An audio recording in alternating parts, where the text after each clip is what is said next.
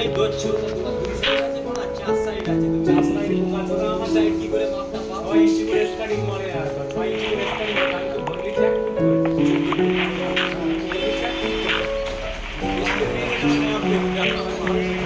বেশি হয়ে যাচ্ছে কোথায় বেশি আর ওই রয়দাস ঘর থাকবে এই রয়দাস আমার ঘর থাকে বলুন না ভালো করে না বিক্রি দেখলি লোক 500 টাকা দেবে মারা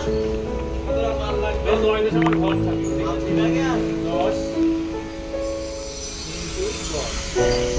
10 into 10 হয়ে গেল তাহলে আমার ঘরে 10 দুই ধারে 10 পেয়ে যাচ্ছে দুই ধারে 10 টা রয়দাস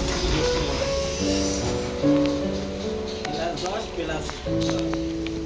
10 তাহলে আমার কত হবে সব প্লাস করে